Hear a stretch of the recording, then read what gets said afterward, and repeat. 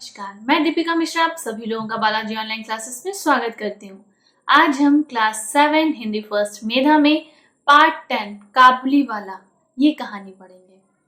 विश्व कवि रविन्द्रनाथ टैगोर की इस कहानी में बाल सुलभ उत्सुकता, वात्सल प्रेम और सहृदय मानवता का ताना बाना बुना गया है। तो चलिए हम इस कहानी को पढ़ते हैं। मेरी 5 वर्ष की छोटी लड़की मिनी से घड़ी भर भी बात किए बिना नहीं रहा जाता। संसार में जन्म लेने के बाद भाषा सीखने में उसने सिर्फ एक ही साल लगाया था। एक दिन सवेरे मैंने अपने उपन्यास में हाथ लगाया ही था कि इतने में मिनी ने आकर कहना शुरू कर दिया, बाबूजी, रामदयाल दरबान काक को कौवा कहता है। वो कुछ जानता नहीं ना बाबूजी। दुनिया की भाषाओं की विभिन्नता के विषय में मेरे कुछ कहने से पहले ही उसने दूसरा प्रसंग छेड़ दिया। देखो बाबूजी, भोला कहता है आकाश में हाथी सूंड से पानी फेंकता है, इससे वर्षा होती है। अच्छा बाबूजी, भोला झूठ मूठ बहुत बोलता है ना। मैंने बोला, मिनी तू जा, भोला के साथ जाकर खेल, मुझे अभी काम है। अच्छा।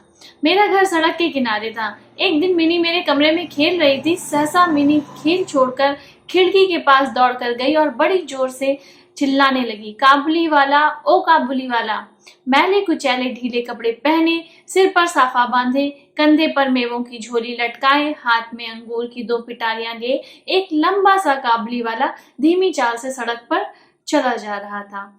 लेकिन मिनी के चिल्लाने पर जो ही काबुली वाले ने हंसते हुए उसकी तरफ मुंह फेरा और मेरे मकान की तरफ आने लगा, त्यों ही वह डर कर भीतर की ओर भाग गई। फिर उसका पता ही नहीं लगा कि वह कहाँ गायब हो गई।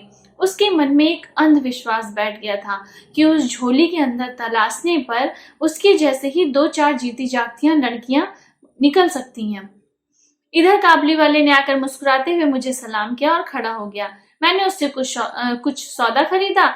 फिर वह बोला, बाबू साहब, तुम्हारी लड़की कहाँ गई? मैंने मिनी के मन से फिजूल का डर दूर करने के इरादे से उसे भीतर से बुलवा लिया। वह मुझसे बिल्कुल सट कर काबुली वाले के मुंह और झोली की तरफ संदिग्ध दृष्टि से देखती हुई खड़ी रही। काबुली वाले ने झोली में से किशमिश और खुबानी निकाल कर देना चाहा, पर उसने कुछ भी ना लिया और दूने संदेह के साथ मेरे घुटनों से चिपट गई। काबुली वाले से उसका पहला परिचय कुछ इस तरह से हुआ। कुछ दिन बाद एक दिन सवेरे किसी जरूरी काम से मैं बाहर जा रहा था। देखा मेरी दुहिता दरवाजे के पास बेंच पर बैठी हुई काबुली वाले से खूब बातें कर रही हैं और काबुली वाला उसके पैरों के पास बैठा बैठा मुस्कुराता हुआ सब ध्यान से सुन रहा है। देखा तो मिनी का छोटा सा आंचल बादाम किशमिश से भरा हुआ है। मैंने काबुली वाले से कहा, उसे यह सब क्यों दे दिया? अब मत देना, कहकर जेब से अठन्नी निकालकर उसे दे दी। उसने बिना किसी संकोच से अठन्नी लेकर अपनी झोली में डाल ली। घर लौट कर देखता हूँ तो उस अठन्नी ने बड़ा उपद्रव खड़ा कर दिया है। मिनी की माँ मिनी से पूछ रही है, तूने यह अठन्नी पाई कहाँ से? मिनी ने कहा, काबुली वाले ने दी है। वास्तव में जाते समय काबुली वाले ने वह अठन्नी मिनी की झोली में डाल दी थी। इस बीच में काबुली वाला रोज आता रहा और पिस्ता बादाम की रिश्वत दे देकर मिनी के छोटे से हृदय पर उसने काफी अधिकार जमा लिया। इन दोनों मित्रों में कुछ बंधी हुई बातें होती थीं। जैसे रहमत को देखते ही मेरी लड़की हंसती हुई पूछती, काबुली वाला, ओ काबुली वाला, तुम्हारी झोली के भीतर क्या है? और रहमत हंसता हुआ उत्तर देता, हाथी। फिर रहमत मिनी से कहता, लल्ली, तुम ससुराल कब जाओगी? इस पर उल्टे वह रहमत से पूछती, तुम ससुराल जाओगे? रहमत अपना मोटा घूसा तान कर कहता, हम ससुर को मारेगा। सुनकर मिनी खूब हंसती। देखते देखते शरद ऋतु आ पहुंची। हर साल माघ महीने के लगभग रहमत अपने देश चला जाता। इस समय वह अपने ग्राहकों से रुपए वसूल करने के काम में बड़ा उद्विग्न रहता। उसे घर घर घूमना पड़ता, मगर फिर भी वह मिनी से एक बार मिल ही जाता। एक दिन सवेरे मैं अपने छोटे कमरे में बैठा हुआ अपनी नई पुस्तक का प्रूफ देख रहा था। तभी सड़क पर एक बड़ा भारी हल्ला सा सुनाई पड़ा। देखा तो अपने रहमत को 2 सिपाही बांधे लिए जा रहे थे।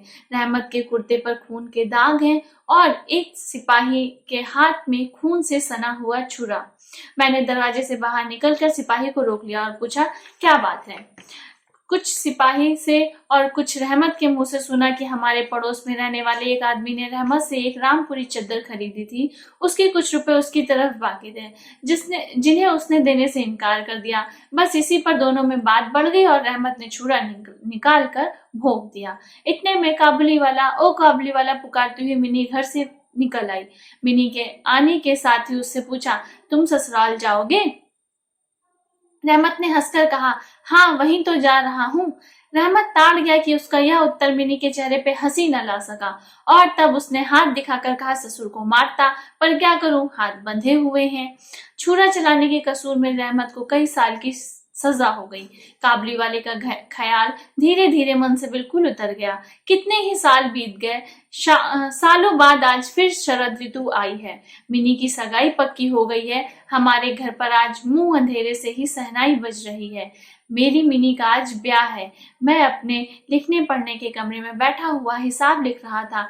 इतने में रहमत आया और सलाम करके खड़ा हो गया।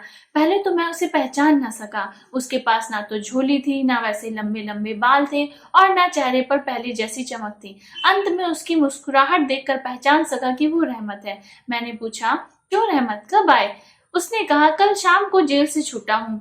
मैंने उससे कहा, आज हमारे घर पर एक जरूरी काम है, सो आज मैं उसमें लगा हुआ हूँ। आज तुम जाओ, फिर आना।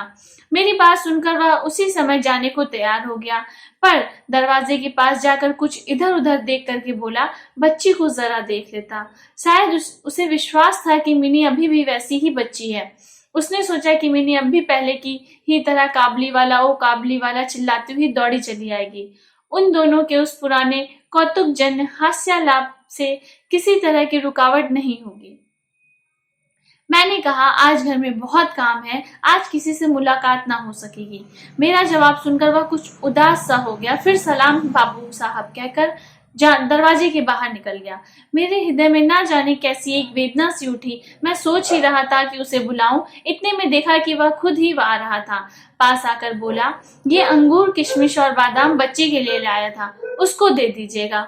मैंने उसके हाथ से सामान लेकर उसे पैसे देने चाहे तो उसने मेरा हाथ थाम लिया और कहने लगा, आपकी बहुत मेहरबानी है बाबू साहब, हमेशा याद रहेगी। पैसा रहने दीजिए। जरा ठहर कर फिर बोला, बाबू साहब, आपकी जैसी मेरी भी देश में एक लड़की है। मैं उसकी याद करके आपकी बच्ची के लिए थोड़ा सा मेवा हाथ में ले आया करता हूँ। मैं तो आपके यहाँ सौदा बेचने नहीं आता। उसने अपने ढीले ढाले कुर्ते के अंदर हाथ डालकर एक मैला कुचैला कागज का टुकड़ा निकाला। देखा कि कागज पर एक नन्हे से हाथ के छोटे से पंजे की छाप है। हाथ में थोड़ी सी कालिख लगाकर कागज के ऊपर उसी का निशान ले लिया गया है। अपनी लड़की की इस याददाश्त से को छाती से लगाकर रहमत हर साल कोलकाता की गली कूचों में मेवा बेचने आता है। मेरी आंखें भर आईं और फिर इस बात को मैं बिल्कुल ही भूल गया कि वो एक काबुली वाला मेवा बेचने वाला है और मैं एक उच्च वंश का रईस हूँ। तब मैं महसूस करने लगा कि जो वाह है वही मैं हूँ। वो भी बाप है और मैं भी बाप हूँ। उसकी छोटी सी बिटिया के हाथ की निशानी ने मेरी ही मिनी की याद दिला दी। मैंने उसी वक्त मिनी को बाहर बुलवाया। ब्याह की पूरी पोशाक और जेवर गहने पहनी हुई बेचारी वधू के वेश में मिनी मारे शर्म के सिकुड़ी हुई मेरे पास आकर खड़ी हो गई। उसे देखकर रहमत काबली वाला पहले तो सकपका गया। पहले जैसी बातचीत करते उससे न बनी। बाद में हंसता हुआ बोला, लल्ली, सास के घर जा रही है क्या? मिनी अब सास के मायने समझने लगी है, लिहाजा अब उससे पहले की तरह जवाब देते ना बना। रहमत की बात सुनकर मारे शर्म से उसका मुंह लाल सुर्ख हो उठा। उसने मुंह फेर लिया। मिनी के चले जाने पर एक गहरी सांस भरकर रहमत जमीन पर बैठ गया। शायद उसकी समझ में आ गया था कि उसके समझ में यह बात एकाएक स्पष्ट हो उठी थी कि उसकी लड़की भी इतने दिनों में बड़ी हो गई होगी। इन 8 वर्षों में उसको क्या हुआ होगा कौन जाने। मैंने 50 रुपए के नोट निकाल कर उसके हाथ में दिया और कहा, रहमत, तुम आज अपने देश चले जाओ, अपनी लड़की के पास। तुम दोनों के मिलन सुख से मेरी मिनी सुख पाएगी। रहमत को रुपए देने के बाद ब्याह के हिसाब में से मुझे उत्सव समारोह के 1-2 कार्यक्रम छांट कर निकाल देने पड़े। जैसी मन में थी वैसी रोशनी नहीं कर सका, अंग्रेजी बाजे भी नहीं आए। घर में औरतें बड़ी नाराजगी दिखाने लगी। सब कुछ हुआ, फिर भी मेरा ख्याल है कि आज एक अपूर्व मंगल प्रकाश से हमारा वह शुभ उत्सव उज्जवल हो उठा। तो बच्चों, ये कहानी थी काबुली वाले की। आप इस चैप्टर को बहुत अच्छे से पढ़िएगा। पढ़ने के बाद आपके सारे नोट्स स्कूल मित्र पर अपडेट कर दिए गए, वहां से अपने नोट्स में कॉपी कर लीजिएगा। अपना ध्यान रखिएगा। Thank you.